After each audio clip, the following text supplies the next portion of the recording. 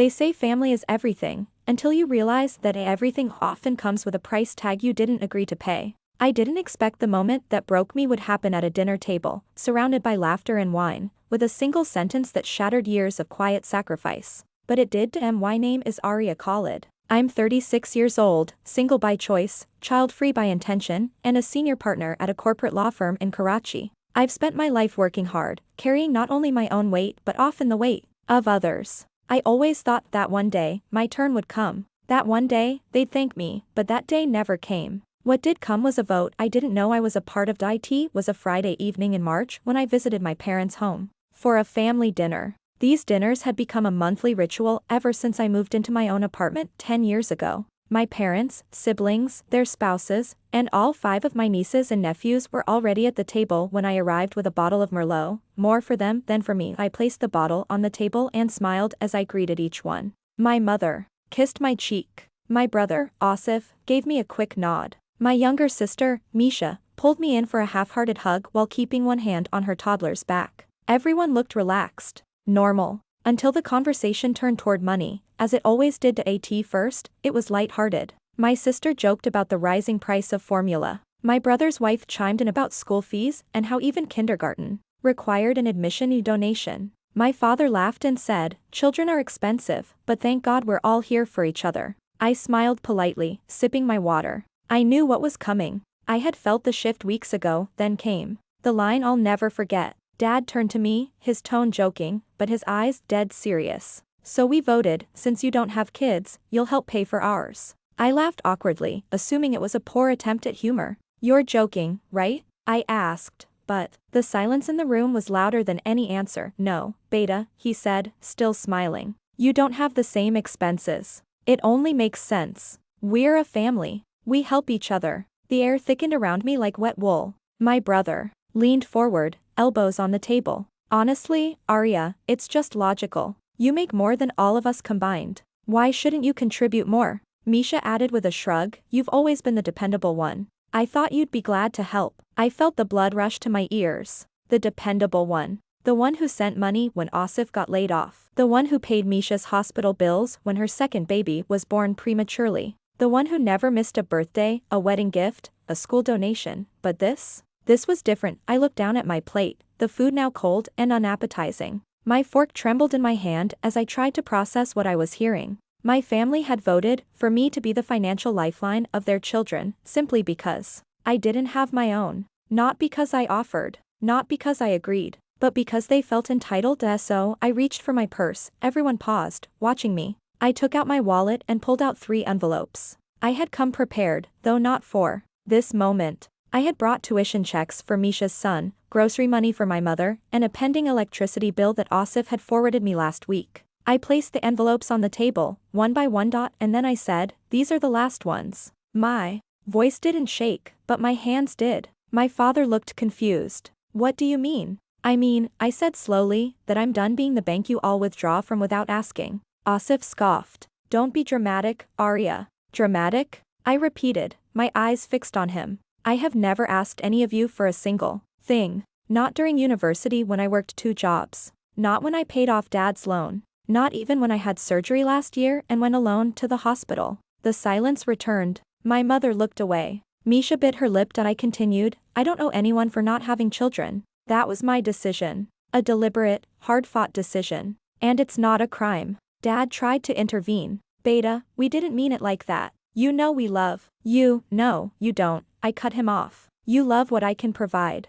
And that stops today." My sister's husband, who rarely spoke, leaned in and said, "You're turning your back on your family, Arya." I looked him dead in the eyes. "No. You all turned your backs on me the moment you saw me as a bank account and not a person." The kids, unaware of the storm brewing, continued playing in the living room. I stood up, gathered my purse, and walked toward the door. I didn't cry. Not then, because I had cried for years in silence, when birthdays passed without a call, when loneliness crept in during Eid while everyone else posted family photos. When I sat in my apartment after 14-hour workdays eating dinner alone. I had always made room for them in my heart, but they had made a budget with my name on it. I got into my car, heart pounding, hands shaking, and drove home. The envelopes. they had voted to receive still sat unopened on the dining table for days. No one called. Then Misha sent a voice note. Arya, please don't be angry. We just thought it would be fair. You know how hard it is for us. Fair? It echoed in my ears like a curse. I replied. Fair would be asking. Fair would be appreciating. Fair would be seeing me as a sister, not an ATM. My brother called me selfish. My father left a message saying he was disappointed. My mother simply said, Beta, you'll understand when you have kids. But I won't. And I never planned to. That was part of the discomfort they never addressed. That I chose not to follow the script. That I was successful, self-sufficient, and had no intention of marrying or reproducing for tradition's sake. My existence, to them, had become a deviation they couldn't reconcile. So they tried to rewrite the rules. I began therapy after that dinner. I wanted to heal the resentment that had quietly grown like mold behind a wall. I needed to understand why their vote hurt so much, and why I let it hurt me for so long. My therapist said something that stuck with me. Arya, boundaries are not betrayals. They are declarations of self-respect. So I set new ones. I didn't attend the next family dinner. When Eid came, I sent gifts to the kids but didn't show up. I wished them well in a family WhatsApp group I muted right after, and something amazing happened. I found peace, not instantly, but gradually. I reconnected with old friends, took solo trips I had postponed, and even adopted a dog named Simurg. I built a life centered not on obligation, but on intention. One afternoon, almost a year after that dinner, I bumped into my father at the pharmacy. He looked older, smaller. He smiled weakly and said, You look happy, Arya. I am, I replied.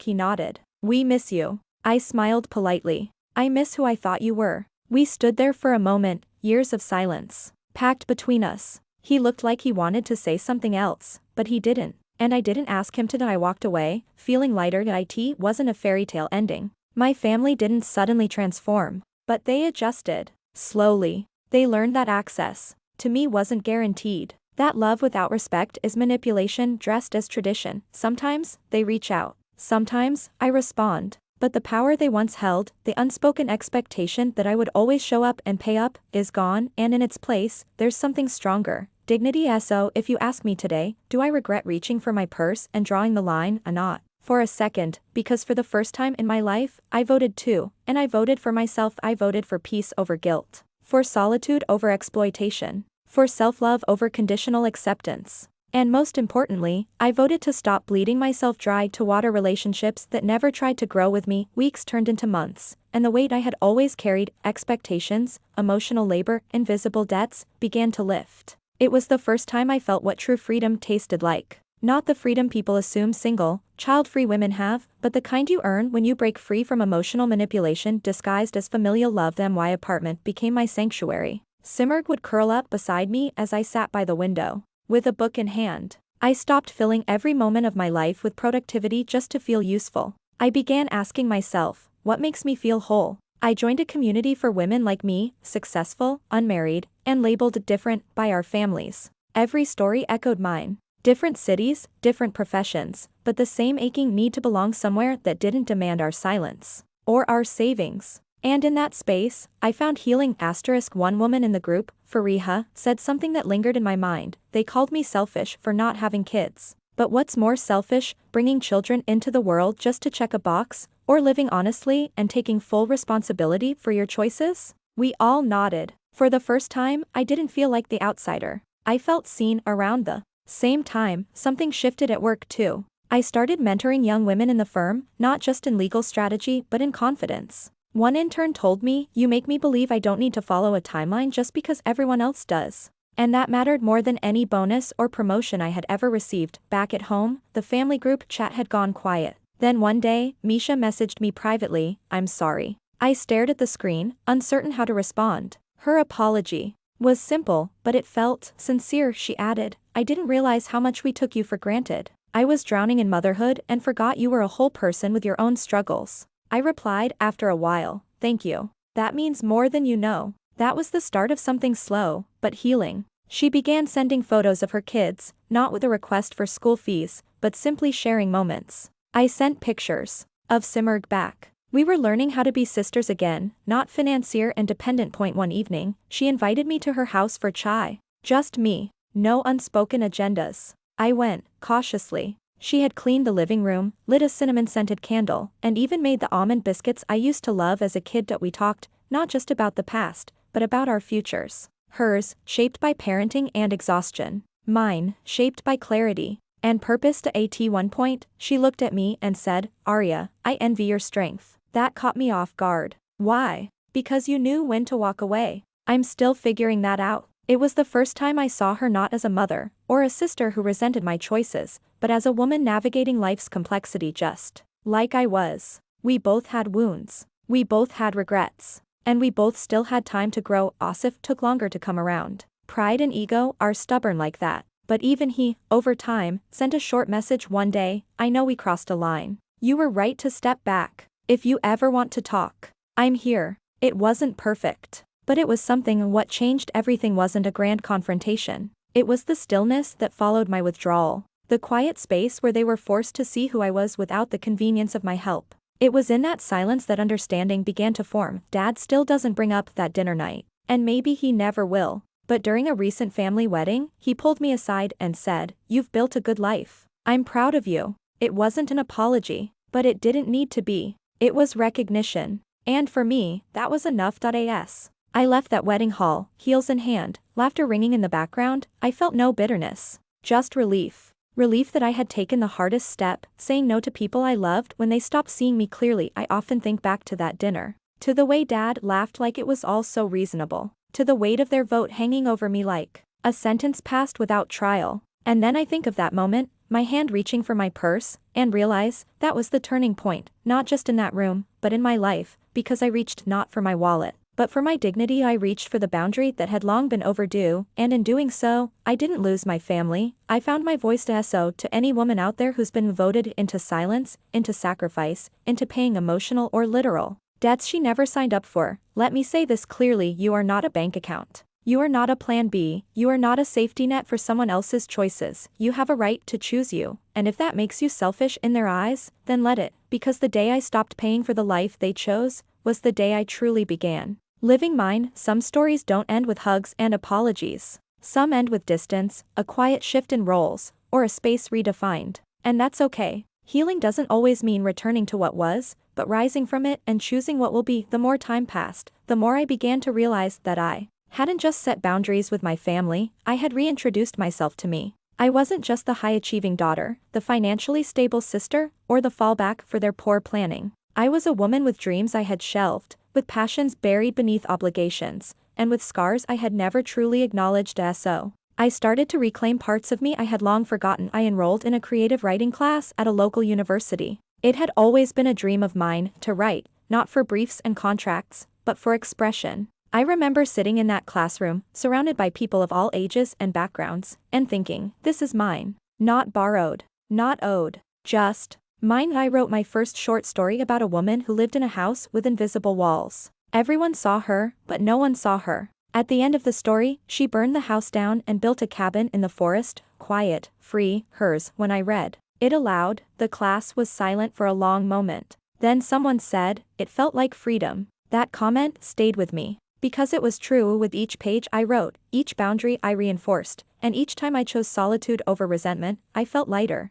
I wasn't running from family, I was walking steadily towards self-respect. Eventually, the conversation around me changed too. Friends and colleagues stopped asking, "Why don't you want kids?" or "When will you settle down?" Instead, they began asking, "What are you working on next?" or "How did you find the courage to choose your own path?" I didn't have all the answers. But I had the truth. I told them that the courage didn't come in a single moment, but in hundreds of tiny decisions. Saying no. Walking away. Not explaining myself when it wasn't required. Letting people be disappointed in me without trying to fix it. My life became quieter, but not lonely. A simmered, and I would sit on the balcony, listening to the evening airs and echo through the city, and I'd feel something deeper than happiness. I felt peace. Not the kind that comes when everyone likes you, but the kind that blooms when you finally like yourself. Of course, there were days when I missed what once was family dinners full of noise. My mother's hand brushing hair from my forehead. My brother joking with me like we were kids again.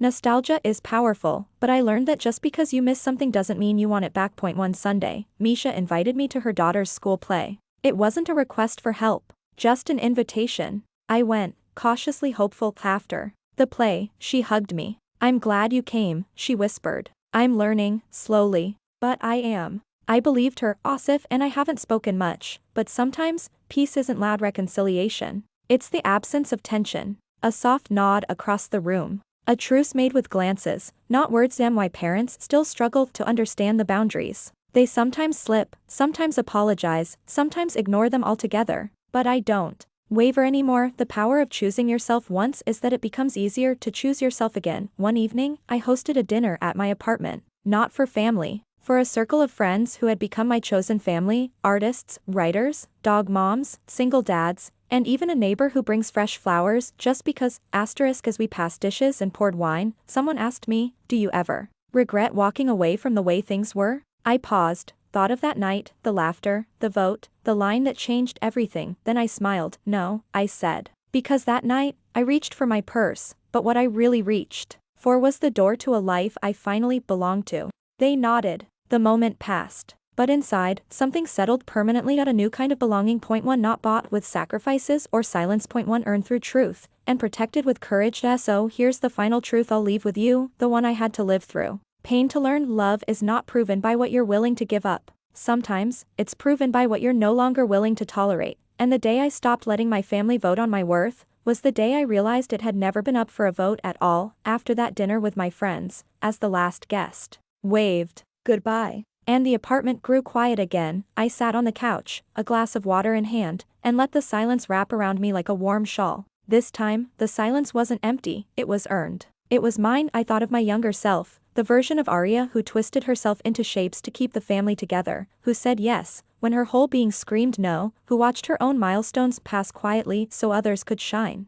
I wanted to hug her. I wanted to whisper, you didn't fail them. They failed to see you, and maybe that's all we truly want in life, not perfection, not approval, but to be seen, fully, without conditions or roles or expectations to mold into that in. Therapy. 1 week, I shared that thought with my counselor. She smiled and said, and now that you see yourself, the right people are finally seeing you too. That truth echoed through the next few months in subtle but meaningful ways. When my mother fell ill and was hospitalized for a minor heart episode, I visited her. Not out of guilt. Not out of duty, but out of love. Real, honest love, not the kind that's exploited, but the kind that stands firm on healthy terms. She took my hand, eyes moist, and said, you're stronger than I ever was. I didn't understand before. I think I do now. It wasn't a grand confession. It didn't erase years of being misunderstood, but it was enough. It was human. Misha, now juggling her 3rd child and a job, messaged me late one night after breastfeeding. I don't know how you carried all of us for so long. I couldn't do it. I admire you more than I ever said. I replied with a simple heart emoji. Because sometimes, the best healing is quiet and uncomplicated. And Asif, he came around, too. Slowly. His pride took time to peel away. But when his daughter graduated primary school and he invited me, not for money, but to sit in the audience and cheer, I went. And I clapped the loudest. After the ceremony, he hugged me. Not the stiff, obligatory hug from before. A real one. I'm sorry, Arya, he whispered. We expected you to carry what we chose. That wasn't fair. I didn't say much in return. I didn't need to. The apology settled between us, and something long broken began to mend, imperfectly, but honestly. Why now? Years have passed. Since that dinner, the one that redefined everything. I still don't have children. I never will. I'm still single. And I'm still whole, but my life? It's rich beyond measure. I've published a collection of short stories, inspired by women like me who live in the in-between, navigating independence and longing, love and loss, choice and consequence. The book sold modestly, but the messages from readers poured in like rain. Thank you for writing me into existence. And that's what it's about, isn't it? Writing yourself into your own life story, not waiting to be acknowledged, not waiting to be rescued, but choosing, again and again, to be the author. Looking back, it's easy to see that my family's vote was never about fairness. It was about comfort. I disrupted that comfort with my independence, my boundaries, my refusal to conform. And for a long time, I blamed myself for making them uncomfortable. But now, I understand, it's not my job to make others comfortable at my own expense. That it's my job to live, unapologetically, in the truth of who I am. If you had told me back then that a single sentence, we voted, you'll pay for ours, would be the catalyst for a revolution in my life, I might have laughed. Or cried. Or both, but I'm grateful for it now. Because it forced me to finally stand up. To finally say, enough, and in saying that word, I unlocked a version of myself I never knew I had. So no, I didn't walk away from my family that night. I walked back to myself, and I've never looked back, because when they laughed and said, we voted, they didn't know one thing: the only vote that ever truly mattered was mine. These days, when people ask me if I'm lonely, I smile gently and say, not even a little. And I mean it, because there's a kind of loneliness that comes from being surrounded by people who expect everything and understand nothing, and I've left that behind. Instead, I wake up each morning in a space filled with quiet joy. I brew my coffee without rushing, walk simmered through the tree-lined streets as the city stretches awake, and sit at my writing desk with the soft light of dawn brushing across the pages of my journal. My peace is deliberate, built, protected. I no longer measure my life in milestones others value: marriage, motherhood, matching family photos. I measure it in stillness, in honesty, in how deeply I breathe when I look in the mirror and feel at home in my own skin. And ironically, the distance I created has brought my family closer in a way I never thought possible, not because we're back to how things were, but because we're learning how to relate to each other without expectations tied like price tags to love. On my birthday this year, they all came over: Mom, Dad, Misha, Asif, their children.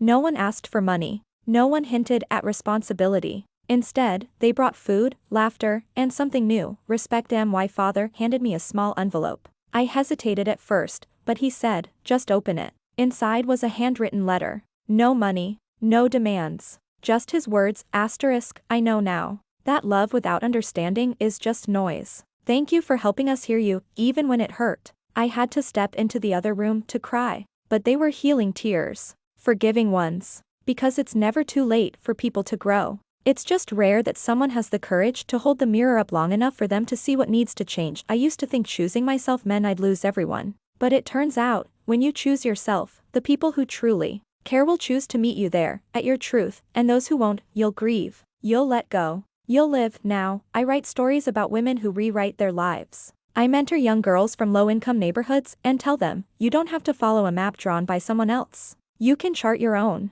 Because if my story can become a lighthouse for even one person lost in the fog of family guilt or obligation, then every hard choice was worth it. I still remember that pivotal moment. My father's voice, casual and cruel: we voted, since you don't have kids, you'll pay for ours. And I remember the exact sensation in my body. Like something had cracked open, not my heart, not my resolve, but a door, the door to freedom, to self-respect, to peace. I walked through it trembling, but I never turned back. And now, whenever I meet another woman standing at that same threshold, heart heavy with guilt, arms tired from giving, soul aching to be seen, I reach out my hand, not to pull her, but to say, you can choose yourself. It's not too late. And I promise, it's better on the other side. Because I lived it, because I voted for me, and it changed everything. Now, when I look back at the woman I used to be, the Arya who smiled through being taken for granted, who filled the gaps for everyone else while ignoring the cavern growing inside her, I don't feel shame. I feel compassion. She didn't know any better, but I do now. I've learned that self-respect doesn't have to roar.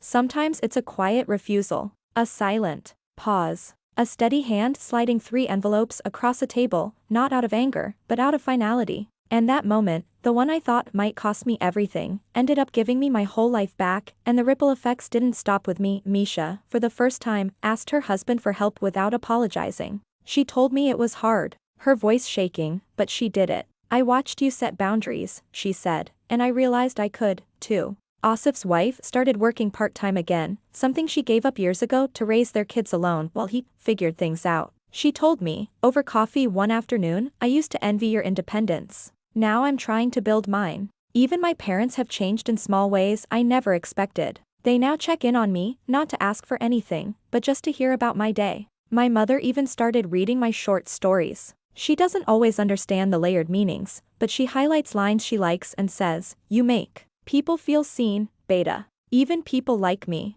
It took time, space, patience. But my choice to walk away, to stop paying for decisions I didn't make, created space for us to rebuild from honesty instead of obligation. The truth is, I still believe in family. Just not the version that demands everything and offers nothing in return. Not the version that confuses love with sacrifice, and generosity with duty. I believe in a family where love isn't transactional, where I love you isn't followed by, so here's what I need. Where respect isn't earned only through suffering. These days, I celebrate the wins that matter to me. Finishing a new manuscript. Teaching a workshop for underrepresented women writers. Spending a weekend hiking alone, unplugged, unbothered, and no one asks anymore why I haven't settled down, and no one jokes about my income or suggests I'll contribute more. Not because they suddenly became perfect people, but because I taught them how to treat me. Not with anger, not with ultimatums, but with boundaries. And consistency. That's the power of voting for yourself, not once, but every day. And if you're still reading, if some part of my story echoes in the hollows of your own, let me speak to you now. Clearly, you are not selfish for wanting peace. You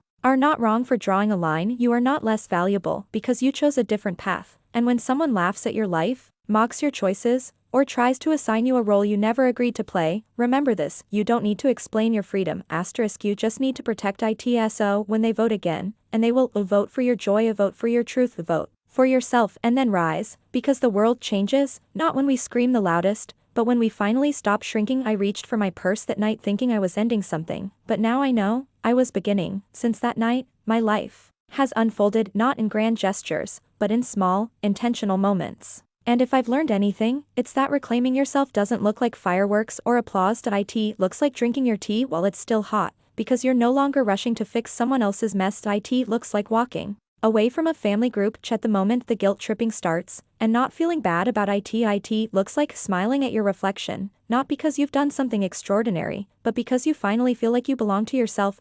One afternoon, I was invited to speak at a women's leadership conference. The topic was living on your own terms. I almost said no, not because I was afraid, but because for so long, my story felt too personal, too specific, too quiet. But then I remembered all the women I had met in my writing group, in therapy, online, women who were silently suffocating under the weight of family duty.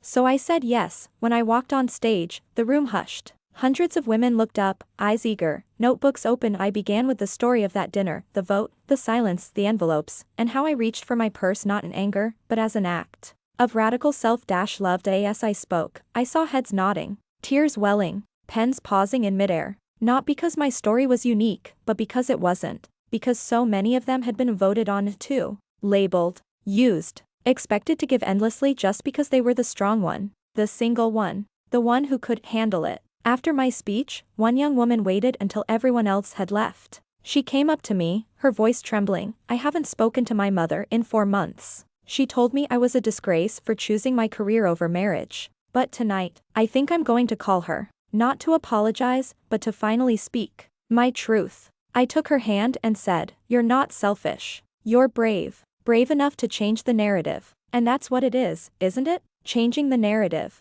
Choosing to stop playing the role assigned to you and start writing your own lines. Not every family will understand. Not every friend will stay. But the peace you build in place of their approval? It's a peace worth protecting. My family still has moments. Old habits surface. Remarks slip. But now, I respond differently. I don't justify or explain. I just reinforce. I've stopped expecting them to fully understand my path. But I've also stopped dimming it to make them comfortable, and maybe, just maybe, that's what real freedom is. A few weeks ago, I hosted another dinner. This time, for my chosen family, my writing circle, my therapist, my closest friends, the people who've seen every version of me, quiet, furious, rebuilding, radiant. We raised our glasses, and I offered a toast to every woman who chose herself, to every Noah that carved a path to peace, and to every future still waiting to be written. And for the first time in years, I wasn't performing. I wasn't pouring from an empty cup. I wasn't holding my breath, waiting to be needed. I was simply there, whole,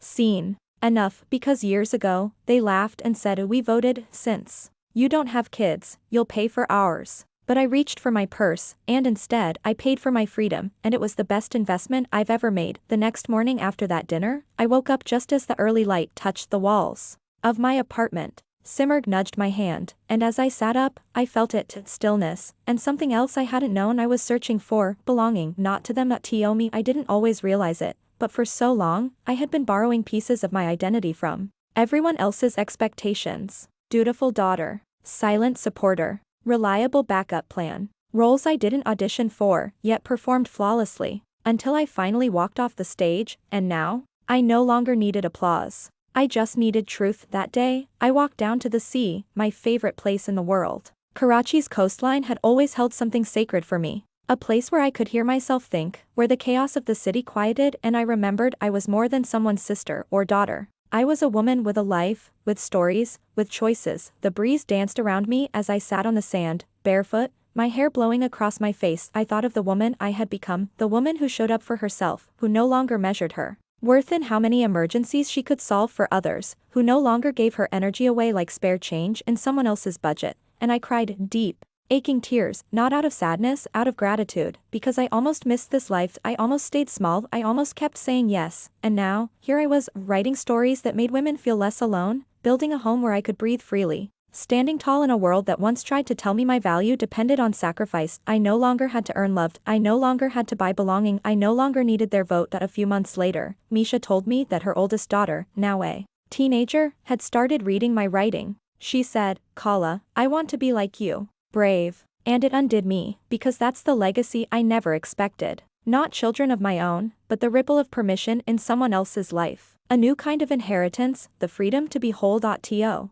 Speak.to, walk away at to, return, only if it feels right. To love, without disappearing inside it.to, stand in a room full of people who once needed you to be small, and not shrink. I returned home from the beach that day, barefoot and calm, the horizon still alive in my eyes, and I sat down to write, not for others, but for myself. A story not about a woman who was left out of the vote, but a woman who realized her life was never up for a vote. She had always been the author. She had just forgotten that she held the pen, and now she writes, boldly, fiercely, freely, with no edits for comfort, with no footnotes of apology, with every word she once swallowed now finding the page, because the day they laughed and said she'd pay for their choices, she reached for her purse, and instead, she paid for her freedom, and from that moment on, she never let anyone else send the bill. I often think of that moment now, the split second between staying silent and speaking up, between handing over another check, or choosing me. It was so quiet. No dramatic music. No slamming doors.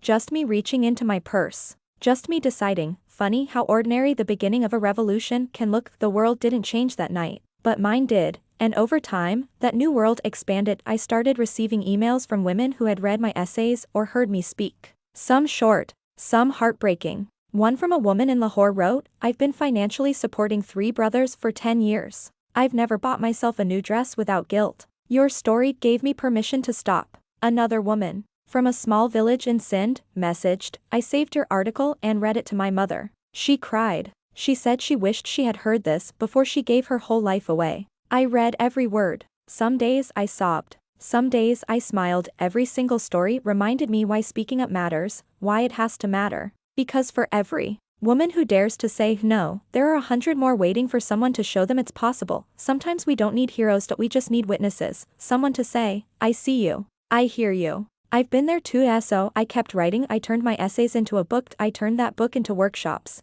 and those workshops into safe spaces where women could ask questions they'd been too scared to even whisper. What if I say no to my family? What if I don't want children? What if I'm not wrong? And every time, I told them the truth. You're not wrong. You're not alone, and you're allowed to choose you. I even gave a TEDx talk eventually. The title, "When They Vote on Your Life, Vote Back." The standing ovation didn't come from the speech. It came from the moment I said, I paid for their electricity bills, but they couldn't see my burnout. I bought their school fees, but they never asked if I could sleep at night. That's not family. That's transaction dressed as love. By the time I stepped off that stage, something in me had closed for good, and something even stronger had opened. These days, my life isn't glamorous. It's grounded. It's deeply mine. I eat alone sometimes, but never feel lonely. I laugh loudly, but never perform. I love freely, but never shrink, and every so often, I return to my parents' home. The tension's gone now. We've made peace, not by pretending it didn't happen, but by no longer pretending I'm who I used to be. We speak honestly.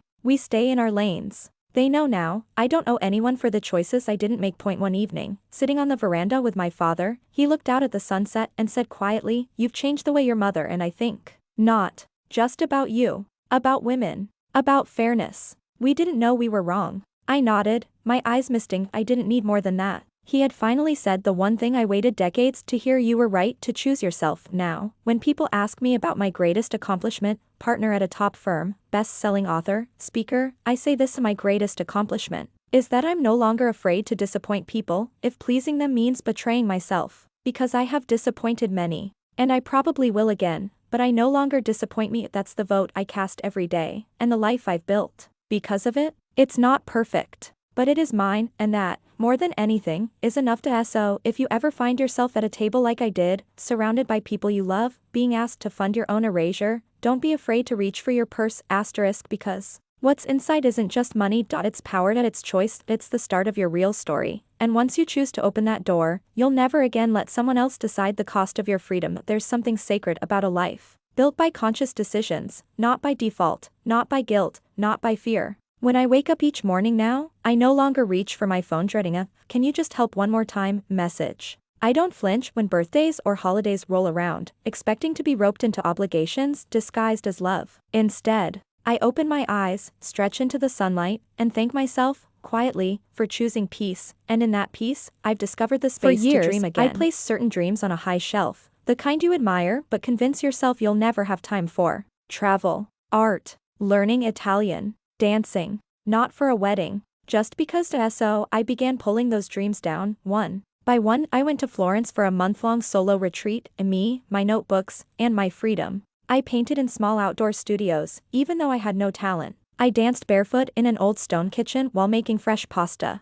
I sipped wine on a balcony and cried, not from sadness, but from a sense of presence I hadn't felt in years. I was no longer just alive, I was awake. On my last night in Florence, I wrote a letter to myself, the younger Aria, the one who kept giving, hoping one day someone would say, "We see you." Here's what I wrote: "Dear Aria, you gave so much. Even when they didn't ask nicely. Even when they didn't thank you, you thought love meant sacrifice. You thought peace came after everyone else was okay, but I want you to know, peace comes when you are okay. You don't have to prove your worth. You never did. You don't owe anyone for choosing a life different from theirs. You deserve to be celebrated, not just when you're useful, but simply for existing. Look around. You made it, not just out of survival, but into something beautiful. Oh, you were never selfish. You were just finally honest, and that's the most loving thing you've ever done. With all my heart." May folded the letter and tucked it inside my journal, because someday, I might forget again. I might need reminding that we all do, but this time, I know how to return to myself. I know how to say no. I know how to choose me. I know how to protect the life I've built with both hands. Back home, the invitations still come: family dinners, weddings, school plays. I go to some. I skip others. I don't feel guilty. And no one dares ask me to pay anymore, and not because they fear me, but because they finally respect me. And that's the full circle, isn't it? When you stop explaining yourself, they start listening. When you stop rescuing, they start growing. When you choose yourself, you teach them how to do the same. So yes, they once voted, without me, to decide how I would serve them, but I cast my vote too, and in that single, powerful, necessary moment, I voted for my life, and I won. Every single day since has been proof of that, and I promise, if you ever reach for that purse, trembling, afraid of what might happen if you say no, just remember this: you're not breaking something. You're beginning, and on the other side of that beginning is you, fully, freely. Finally you. Since that beginning, everything in my life has taken on a new color, not necessarily brighter, but more true. More mine. I still get asked sometimes, at conferences, in interviews, even by old acquaintances, but don't you ever feel like you missed out? They mean marriage,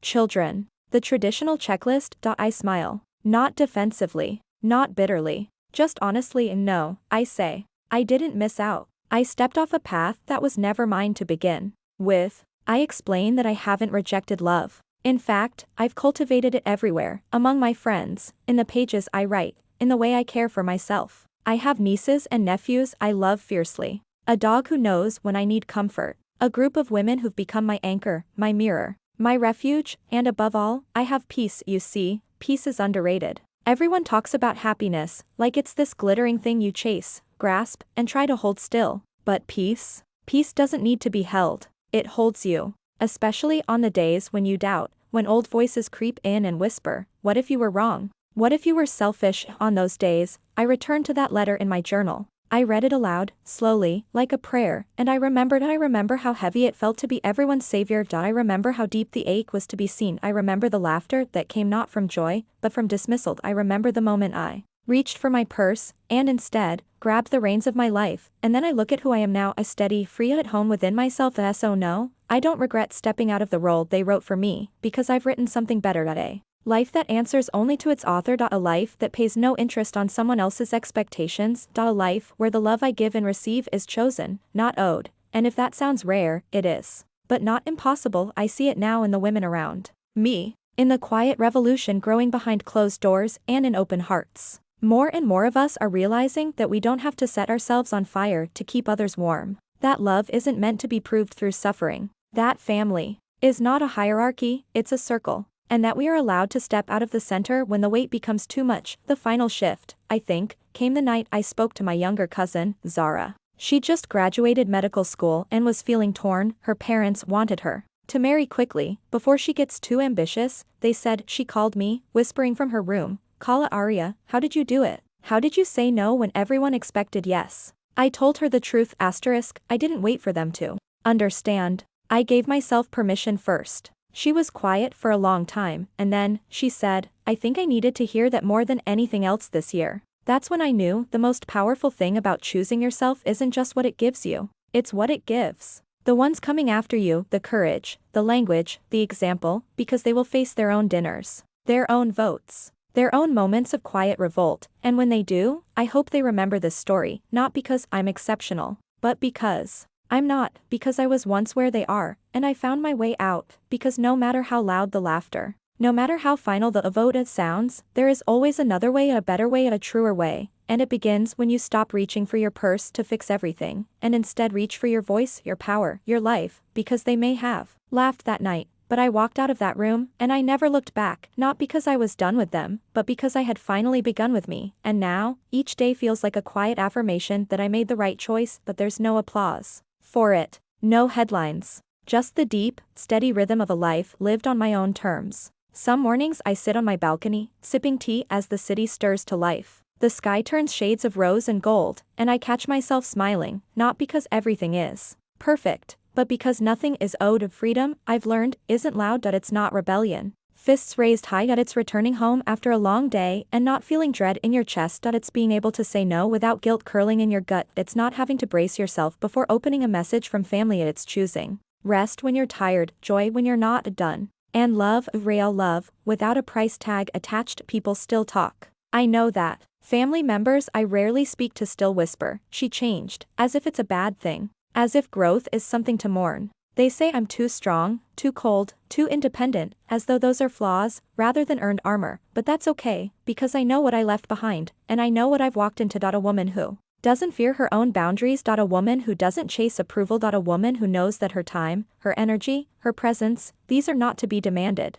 They are to be honored. If that makes me hard to understand, so be it. My life no longer bends to make others comfortable. Now, I choose where I bend, when I soften, who I open to, and why, and that changes everything. Sometimes, late at night, I reread the messages from women who've shared their own turning points with me, stories that began with borrowed strength and ended with reclaimed lives. Every one of them reminds me that the ripples we create when we choose ourselves don't stop with us, they move outward, they reach our sisters, our daughters, our cousins, our friends, they reach the version of us that might have still been stuck, still paying, still silently suffering, and they whisper, "You can leave. You can live. You can love, without losing yourself." That is legacy, not what we leave behind in wealth or land or tradition, but the freedom we pass forward when we say, enough, when we vote for ourselves, when we become living proof that no one has the right to decide our worth, our role, or our future, not even those who raised us, especially not them. So, if you're reading this, standing at your own moment of decision, fingers trembling, voice small, wondering what will happen if you finally say no, let this be your sign. Reach for your purse, reach for your voice, reach for your power. Let them laugh. If they must, let them vote. If they insist, but remember, you hold the final vote, and your life doesn't begin when they understand. It begins the moment you decide to stop asking for permission. That night, I didn't just walk out, I walked in, to the rest of my life, and every step since then has said one thing, over and over, louder and louder: I choose me, and I always will. ChatGPT said, I choose me, not because I'm better than them, not because I don't love them, but because for the first time in my life, I finally love me. That choice isn't always easy. There are still echoes, memories of my mother's sighs, of my father's disappointed glances, of messages left on a read, because I no longer leap to solve what they never bothered to carry themselves. Some nights, the silence feels sharp, but I've learned to sit with it, to breathe through it, because silence is far kinder than noise that breaks you. I no longer chase closure. I don't demand that they understand why I said no, why I stopped paying, why I stopped being the family's emergency contact, therapist, and bank rolled into one. I've stopped trying to explain my absence in group chats or justify why I didn't attend the third cousin's fourth engagement.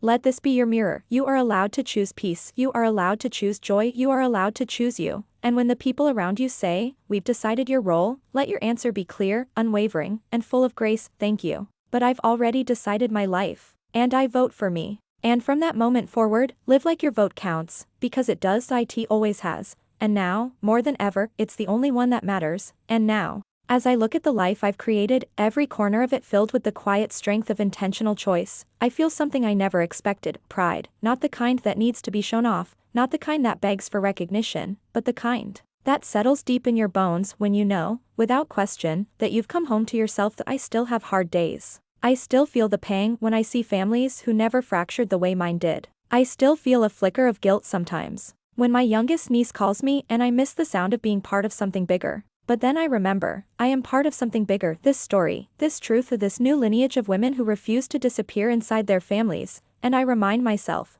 love isn't about staying silent, love is about standing up for yourself. And for the generations coming after you. That's the legacy I've chosen, and I know now, without a doubt, that it's more powerful than any inheritance, any tradition, any vote cast behind closed doors, because I've witnessed the ripple effect. I've seen how one act of defiance, one brave "oh no," can unlock 1,000 quiet yes in other people's lives. That it's in the email from the mother of 3, who finally asked her husband to contribute emotionally, not just financially. It's in the voice note from the teacher who told her siblings she wouldn't be the family ATM anymore. It's in the whispered confession of a cousin who left an arranged marriage before the engagement turned into a lifelong silence. Every story, every shift, every moment of self-reclamation, they are echoes of the night I reached for my purse and said, "No more." And it was never really about the money. It was about the cost of abandoning yourself to belong, the cost of being the good one, at the expense of your own breath, the cost of waiting for permission to be free. That cost? I don't pay it anymore. Instead,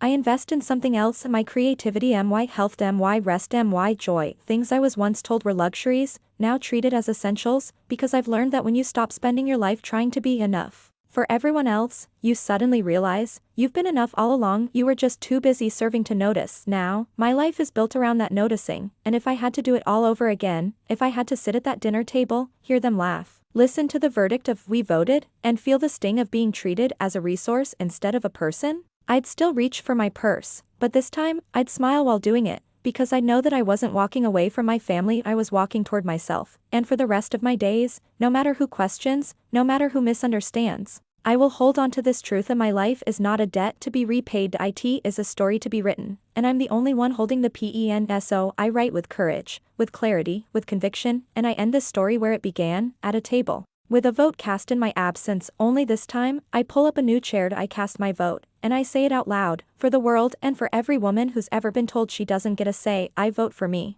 And that vote, that single, sacred, powerful vote, it changed everything. It happens when they say you're too independent, too educated, too ambitious, too unmarried, too outspoken. It happens when they decide, without you, how your life should look, what you owe, what you should give, who you should be. But here's what they don't expect: that you'll stop asking for a seat at their table, that you'll build your own, that you'll invite only those who honor your presence, not just your usefulness. And when you do that, when you choose yourself without apology, the ground shifts. Not just for you, but for every woman watching. That's the quiet revolution: not shouting, not fighting, just refusing to be erased. So if you are standing at the edge of that decision, if your hands are shaking and your voice feels small, hear me now: you are not wrong for wanting more, you are not cruel for saying no, you are not selfish for choosing peace, you are powerful. And one day, someone will look at you, your courage, your clarity, and they will whisper the words that once saved me. She chose herself, and in doing so, she gave the rest of us permission to do the same.